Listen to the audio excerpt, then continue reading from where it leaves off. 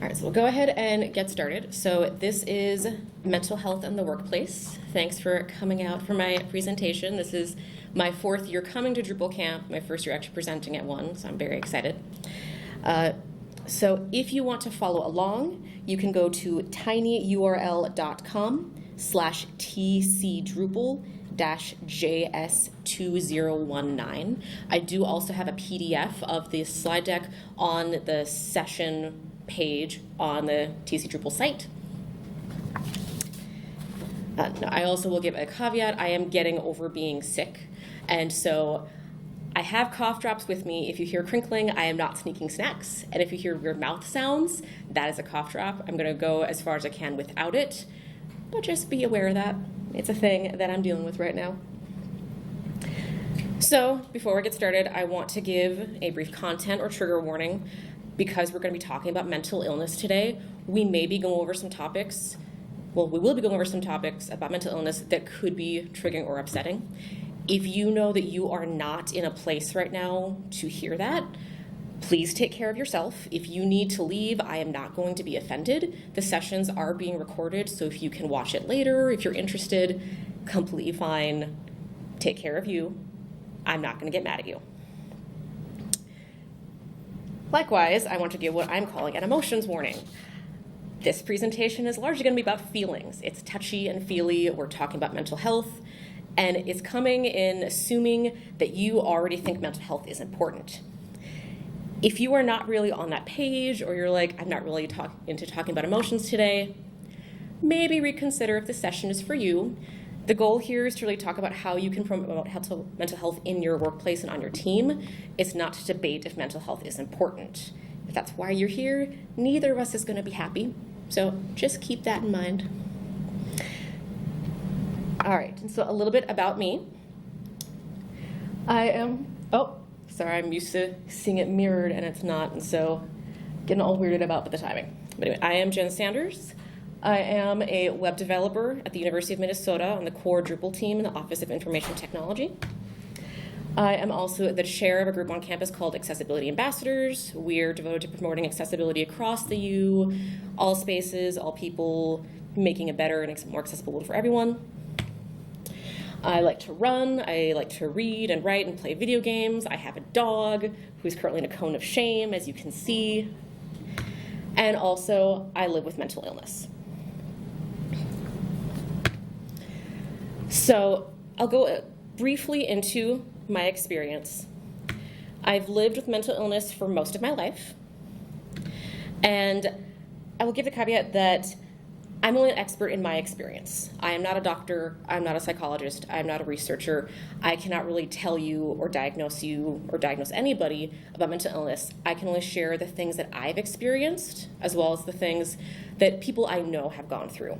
So in this presentation, I'm going to be giving sort of some general guidelines about things you can do to help, some terminology. Don't take these as hard and fast rules, because everybody's going to have different needs. Use this as a way to start the conversation, but don't look at this as, well, this is what Jen said, so I'm going to follow it letter by letter, even when this person is telling me to do the opposite. Please don't do that. And so what you may have noticed is I kind of gave this little spiel about here's what I like, here's my dog. And the reason that I want to bring that up is because there is more to me than my illnesses. And when we talk about mental illness, a lot of times there tends to be this sort of checkbox of, well, here's a mentally ill person, and here's a normal person. And that's very limiting, because there's so much more to me than this one part of me. Yes, I have a mental illness, but there's so much else to me besides that. And to just say, well, Jen's mentally ill, it limits who I am as a person, and it really makes me feel small. And the real reason I want to do this presentation is that when we talk about mental illness, we tend to start these great conversations as this country needs more with mental illness. We need to do more to support people. And I'm like, yes, great, awesome. And then the conversation stops and we don't have it again until there's a tragedy. And that's, we need to work on mental illness. We need to do something. And so this is really to sort of bridge the gap and be like, here are things we can actually do. Here are things that you need to know. And the first thing is mentally ill people are people. They are more than just their illnesses. And so in this presentation, you'll note that I will say things like people with mental illness rather than mentally ill person. That's a conscious choice on my part. It's not wrong to say mentally ill person, but just kind of putting that in your brain. Now, I will also say that there was an earlier presentation this morning by J.D. Flynn about mental illness, and that was also a really good presentation if you didn't have an opportunity to see it. It was much more personal about his experiences. And so I'll say this is specifically not personal because I have a tendency to overshare and figured maybe just general concepts would be more helpful. That session is recorded. I would highly recommend that you watch that as well because talking about the personal side of mental illness is a really important thing. All right, so what are we going to talk about today? So first, we're going over some terms and concepts that you should know. And again, these are not going to be clinical definitions or anything like that, but things that you will often hear when discussing mental illness that can help you really empathize and start that conversation at work. We will also go over how mental illnesses can affect teams. Why is this important in the context of a workplace and a team environment? We'll do some strategies about what you can do to support and help people with mental illness. And then also resources that you can use if there's someone that you're worried about. And these are things that potentially you might have at your workplace, as well as more national resources, hotlines, things like that. And those are available in the slide deck if you want to take a look at them later. And again, that is all available for download on the session course, or the session page today. So first, we will go over terms and concepts. So very basic. What is a mental illness? I feel like we probably all have a general understanding, but it's good to be on the same page. So, this is the medical definition from the Mayo Clinic. Disorders that affect your mood, thinking, and behavior with ongoing signs and symptoms that cause frequent stress and affect your ability to function. So, that tells us a lot, at the same time it doesn't tell us anything. The TLDR version, it is a disorder of the mind. It is something going on in the brain that does not necessarily have physical symptoms. It is ongoing. It is something that does not have a specific cause and end. And it causes distress. And this is something I really want to point out because a lot of times when we're discussing mental illness, we think about the person's ability to function. Are they able to show up to work and do things? And a person can be able to function and still be distressed.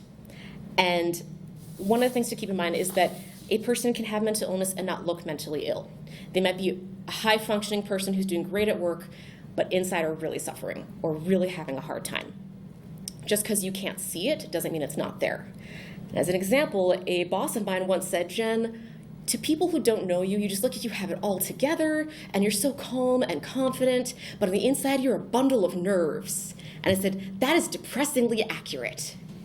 Because I've learned to function. I know how to deal with my particular neuroses and my illnesses, and I do pretty well, but that doesn't mean they don't affect me. And so at the same time that I may do very well and be thriving, I still have days where it's just really tough to do anything. And then lastly, makes it difficult to function. And this can range from day to day, person to person. Some days you're really high functioning, some days it's just a struggle. Now, one thing I also like to point out is that when we think of mental illness, a lot of times people think of it as, well, here's a normal brain and here's a broken brain. Here's a brain that is mentally ill, that there's something wrong with it. And that thinking isn't necessarily correct because a lot of times mental illnesses are an exaggeration of a very normal part of the brain. So it's normal to worry about things. But when it becomes so much that you can't function, you can't focus, it becomes anxiety. It is normal to get sad about things and need to withdraw and need to sort of just deal with that. But when it becomes ongoing, you can't get out of it, that's depression. And so it's not even, and there are obviously going to be exceptions to this, but many mental illnesses are just this part of the brain is acting more than it should. This part of the brain is not acting enough. So it isn't this brain is wrong, it's that this part of the brain is overcompensating. And with mental illnesses, there can be many causes. There can be things from genetics to trauma to learned behavior. And so it's just a wide variation of things. There isn't one specific thing that makes a person mentally ill. And also, mental illnesses don't make a person broken. It's something that can be a result of a normal brain process that's starting to just get a little bit too active. So the first thing we'll discuss is spoon theory. This is one of the most helpful metaphors that I've ever heard, but also at the same time makes no sense unless somebody's told you what it means. You'll often hear, like, I don't have any spoons today. And if you don't know what that means, you're like, what does spoons have to do with anything? Why are we discussing cutlery?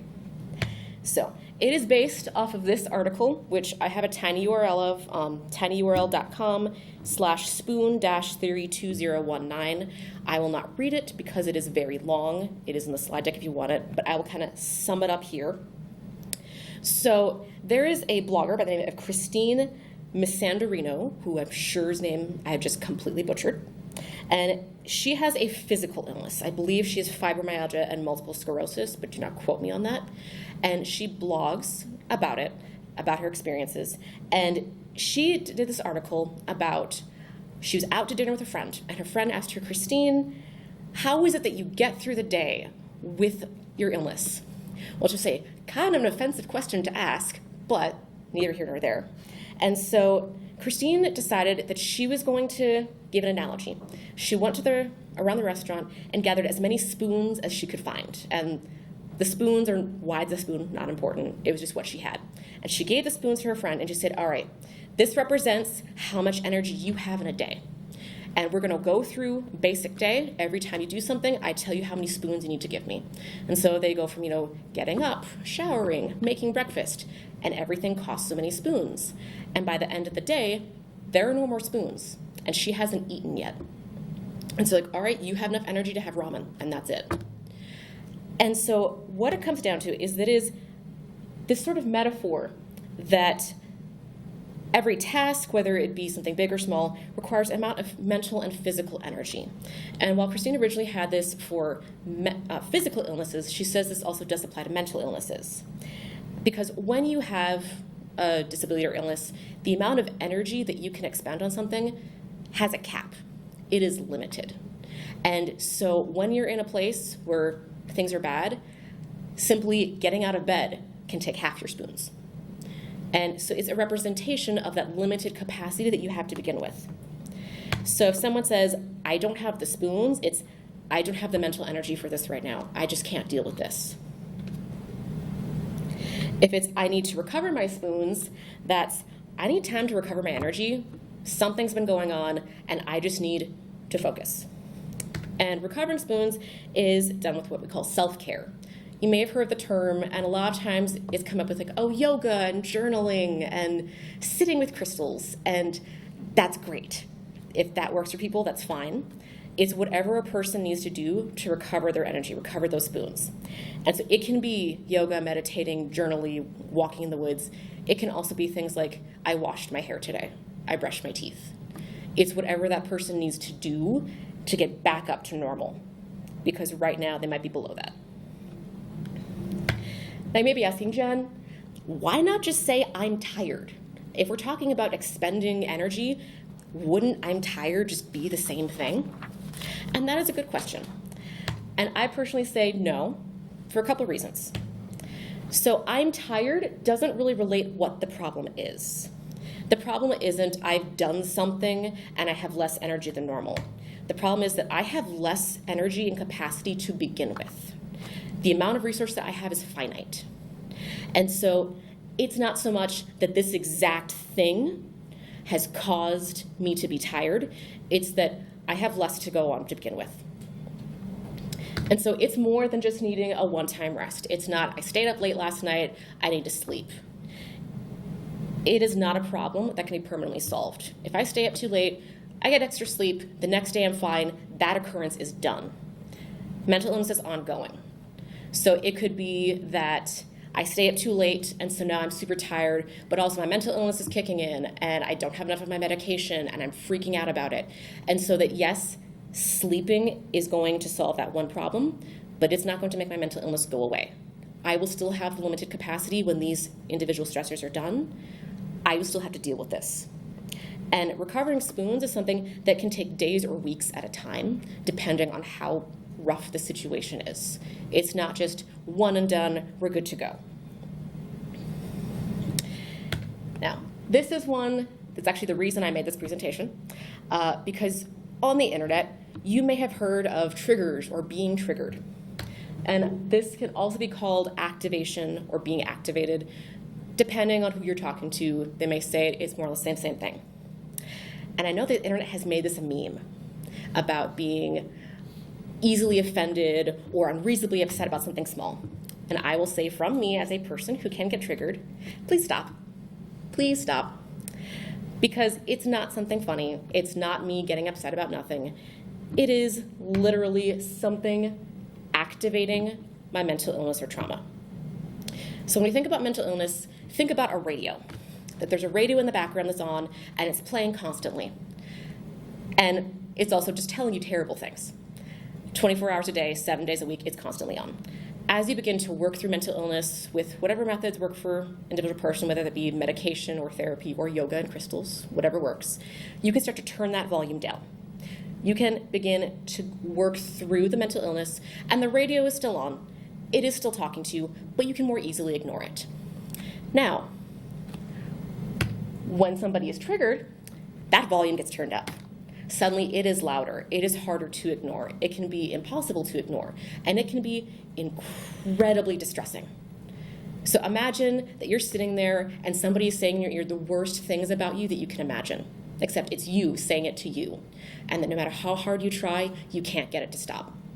That is what being triggered is like. So being triggered, we most often associate this with post-traumatic stress disorder, but it can really be used in conjunction with many, many mental illnesses. So some examples, for example, would be a person with alcoholism actively desiring a drink. Something is saying, do you know what would be great if you drank right now? Everything would be so much better. You should drink. You should really take a drink right now. It could be a person with bulimia actively wanting to do their binge purge cycle. Or it could be a sexual assault survivor having a flashback to their assault. So being triggered can be a wide array of things, but in general it is something has powered on my mental illness or trauma. So since we are discussing triggers, I will go over a little bit PTSD and trauma. And again, I am not a psychologist. These are things that people have told me and from a very small amount of research. So PTSD is a mental illness that is caused by extreme trauma. And PTSD is one of those examples of the brain being hyperactive. So it is a combination of two things, the fight or flight response, and then also information analysis. So when we have a memory, we go through it and the brain goes, okay, that's done, and it puts it away. This is a memory. It's no longer happening. We can recall it if we need to, but I logically, as my brain, understand that this is over and done with. Now, when something really traumatic happens, the brain basically says, hold on, put a pin in this. This is bad. We need to keep this from happening again. And so the brain will constantly analyze things to try to get more and more information about it. So have you ever done this experiment where you've looked in the mirror for a really long time, and after a while, your face starts to look monstrous? Your face isn't changing, but the fact is your brain is constantly analyzing and reanalyzing your own image, trying to get more information. But there is no more information to have. And that is what PTSD does to the traumatic memories. It puts that pin in it, and it is constantly analyzing it. It is going over it again and again, saying, we have to keep this from happening again. But the problem is, with PTSD, this isn't something that is like a cause and effect. It's something out of the person's control. There is no more information to be garnered. And so it starts to make some weird associations. So what it can do is take parts of those memories and associate them with the trauma and say, this is related. I'm going to start to associate this thing with what happened. And then when we get into the fight or flight response, when the PTSD is triggered, when the mind is in that state, the mind literally believes the trauma is happening again. It is bringing up that memory and saying, you need to remember this. You need to remember this because we need to be safe. We need to get out of here. We need to fight because we are in danger. And so when someone with PTSD is triggered, their mind thinks it's happening right then. They will logically potentially know, I'm not in that situation.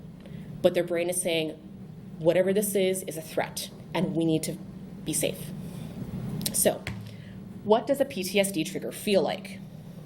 I've heard it described as a loss of humanity, that it is the animal brain completely overtaking the human logical brain, and that it is like the human logic brain shutting down, that it's just a state of pure panic, pure fear, pure animalistic terror.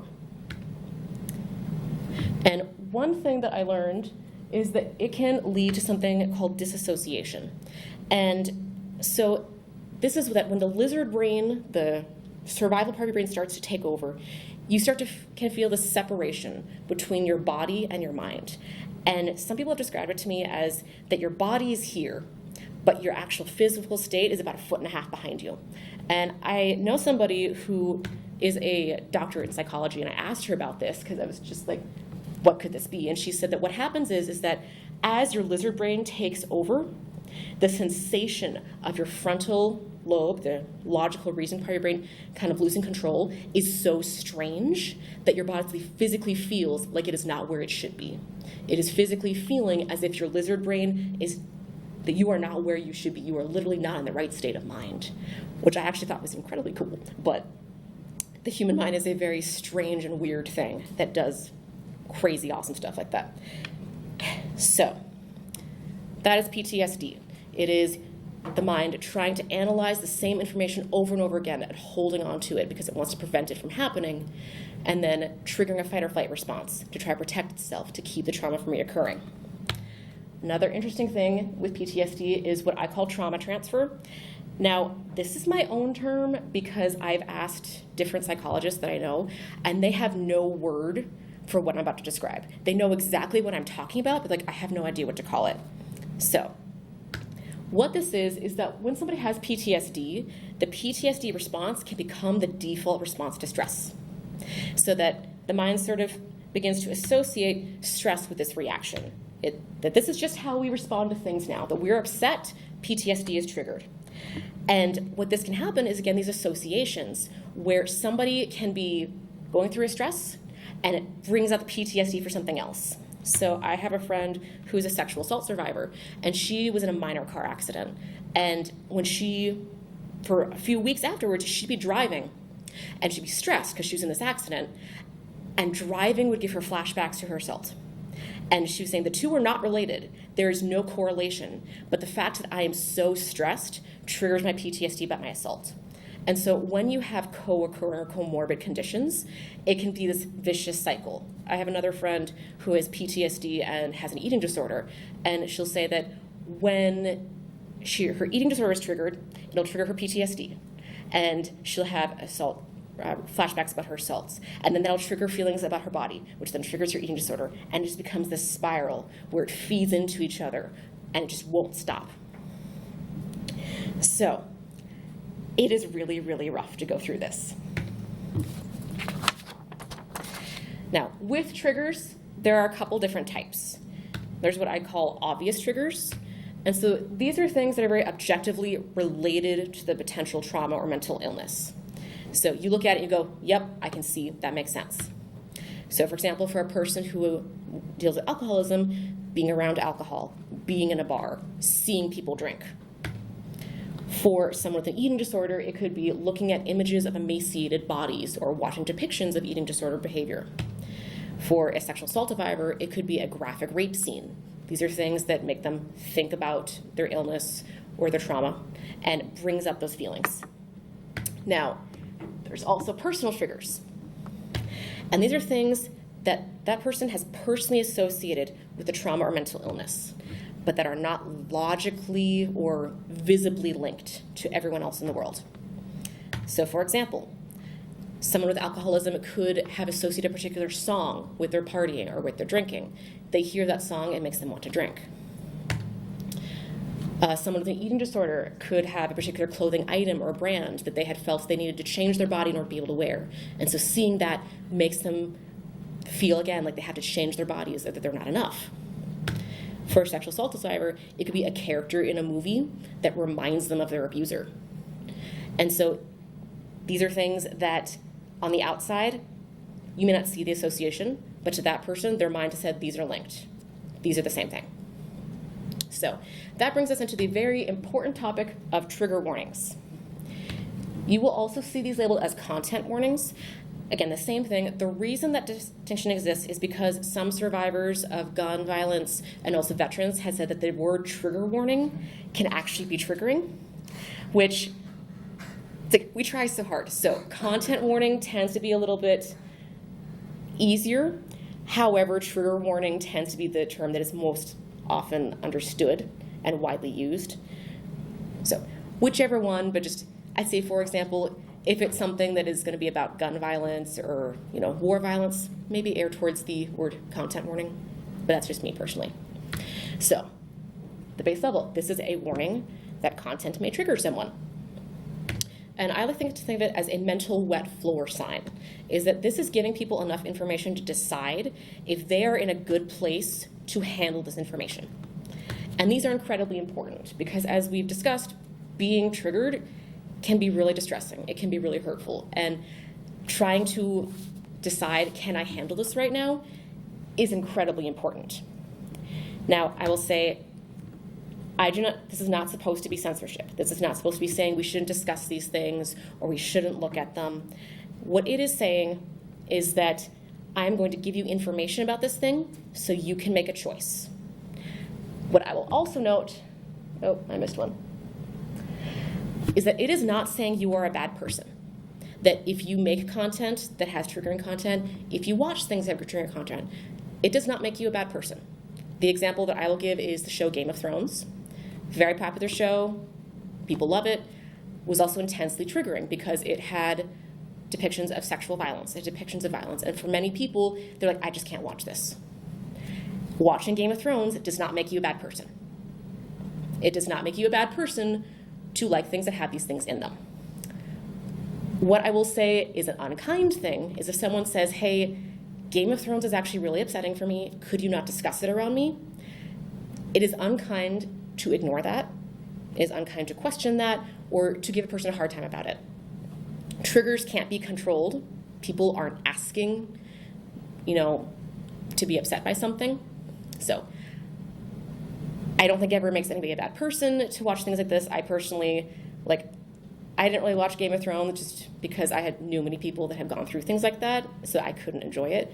But all my friends watch it. I still like them. It's okay. And I feel like when we discuss trigger warnings, a lot of times people, they get this defensive reaction like, wait, so you're saying I can't like things? No. There may be some people that say that. I am telling you can like what you like.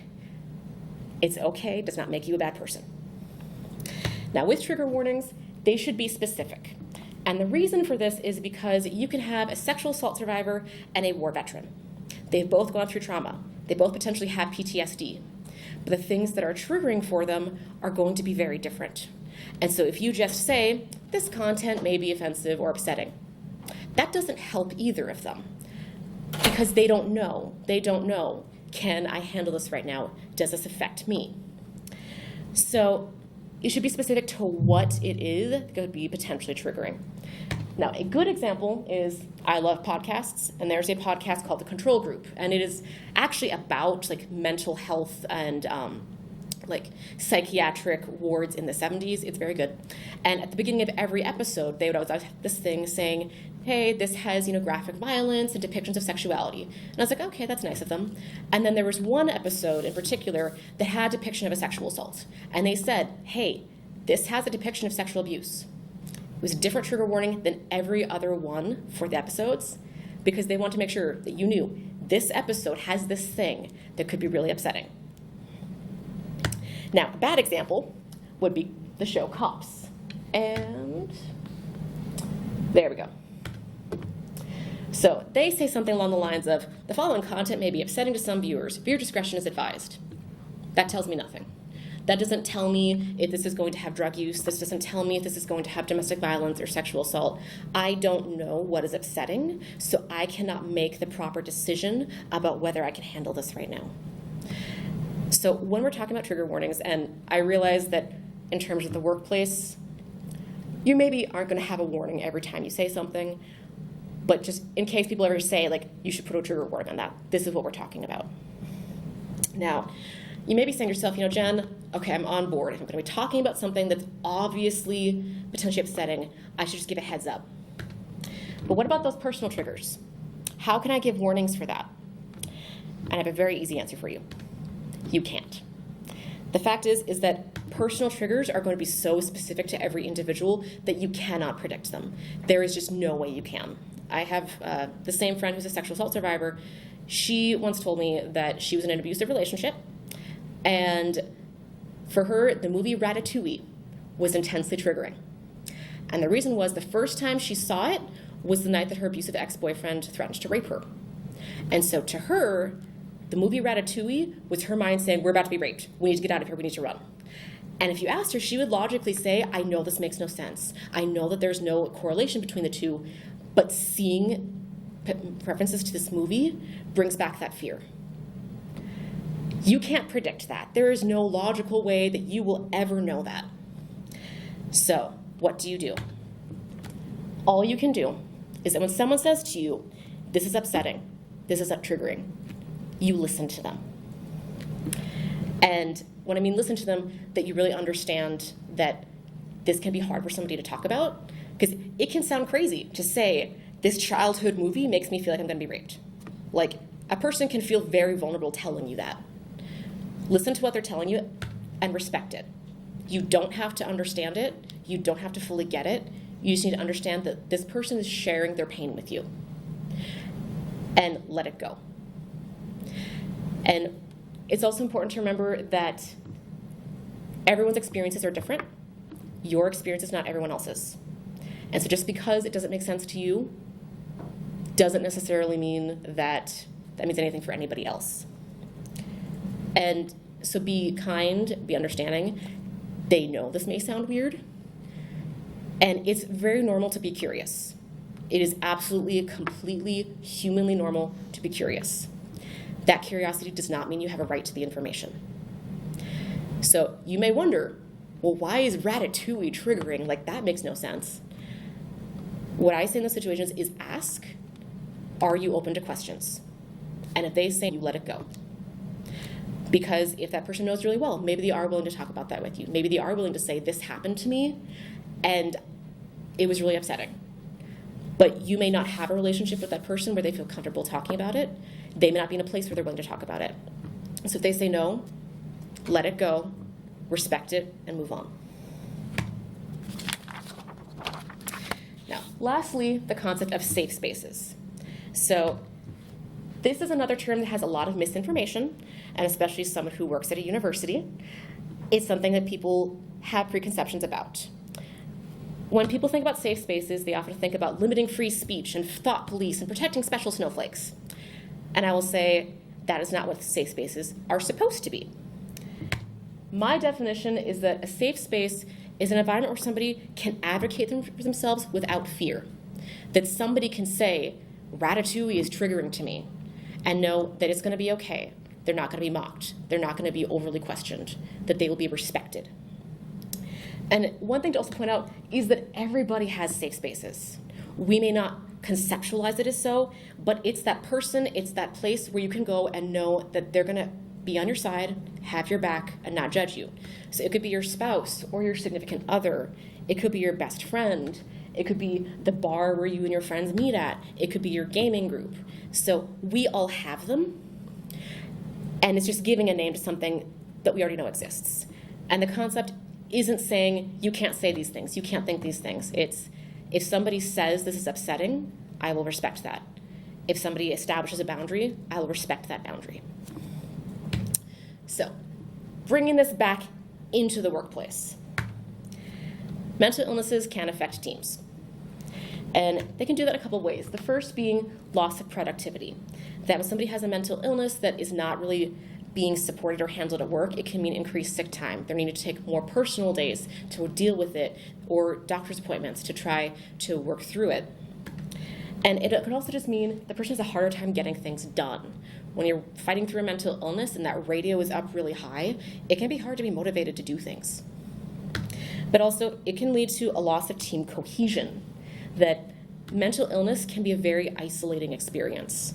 It can make people feel like they don't belong, that nobody wants them there. And so it can lead to you have your team over here and then your person with mental illness. Doesn't necessarily mean that they're trying to be aloof or they're trying to push anybody away, but they generally feel that you don't want them there. So with this, try not to blame the person.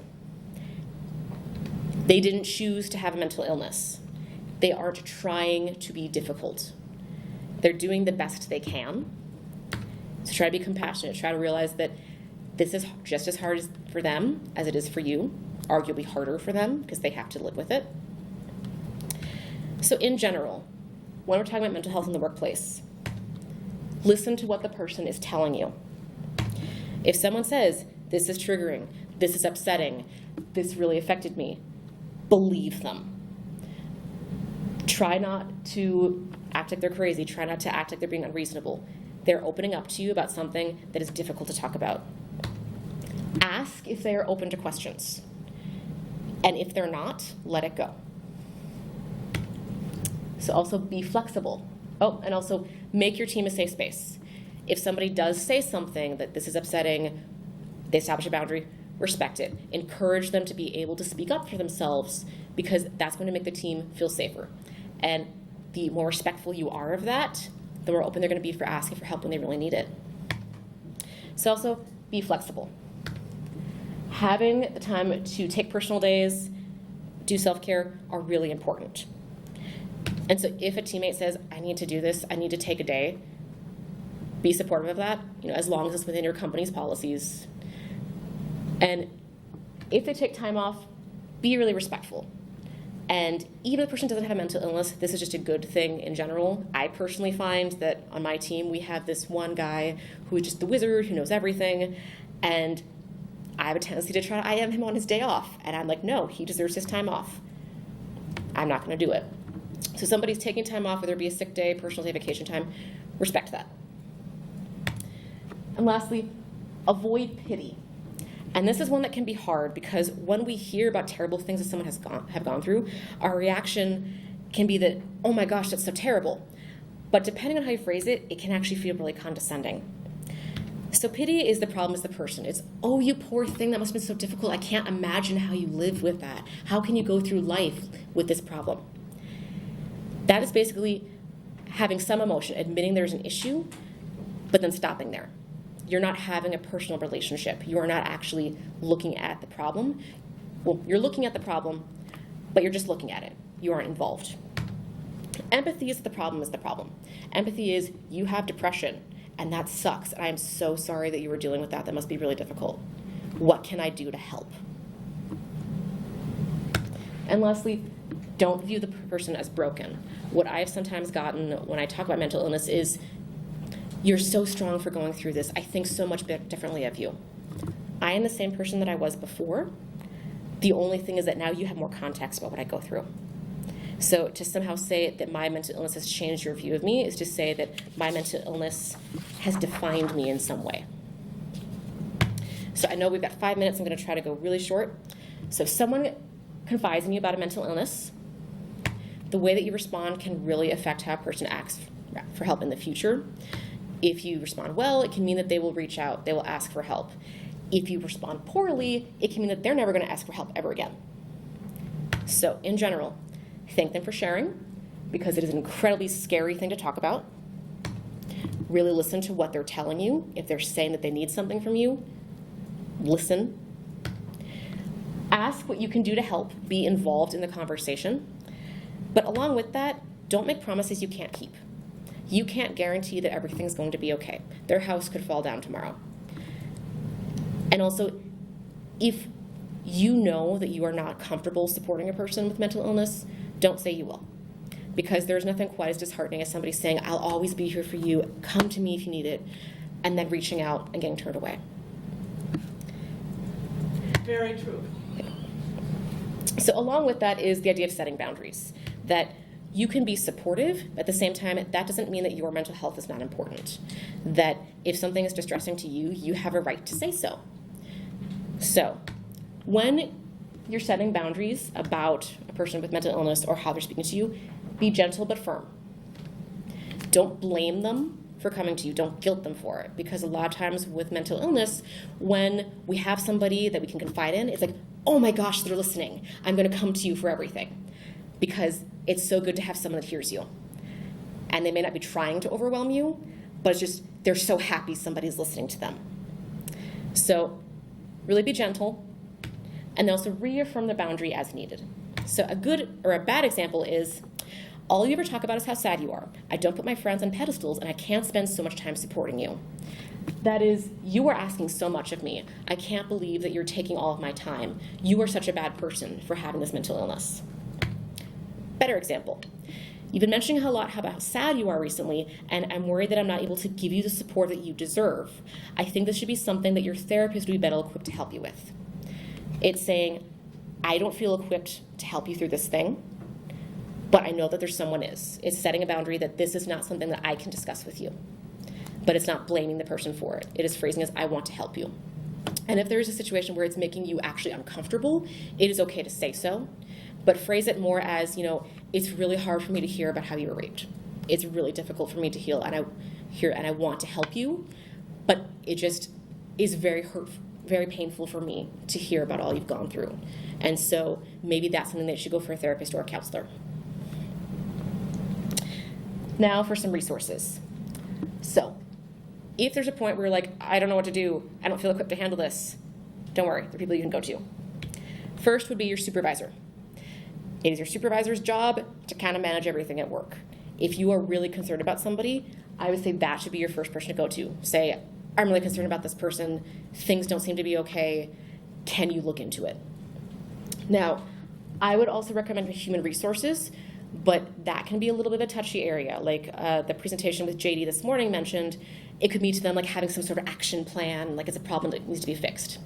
So I would always start with your supervisor first, since they have a relationship with that person. They can really work with that person at a level that is much more human. Now, lastly, you should always look into whether your employer has an employee assistance program.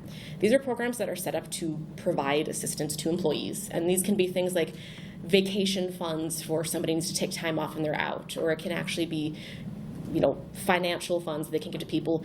And I know for university employees, we actually have an EAP where they will provide, I believe, 6 free counseling sessions with a qualified counselor. And then if you still need to talk to somebody after that, they will refer you. And so that is a really good resource, because again, it's going to be confidential, talking with somebody who really knows what they're doing. So always look to see if you have something like that available at your workplace. Now, lastly, there are a lot of national organizations and hotlines. I won't go into all of them because I have a lot of them here. They are available on the slide deck. I will say that all of them do have hotlines that you can contact if you have concerns, and that the National Alliance on Mental Illness, which is kind of a catch-all for mental illness, they actually have a text line. So if somebody doesn't want to make a phone call, they can do that. They often will have chat lines online if you don't want to call or use a phone. So all of these are available on the slide deck. They're great resources you can go to if you have questions about different mental illness topics, or if you yourself need help. Now, I believe we are at time, so I don't know if we'll have any time for questions, but I'll stick around if anyone has any. But otherwise, thank you so much for coming out. I appreciate it.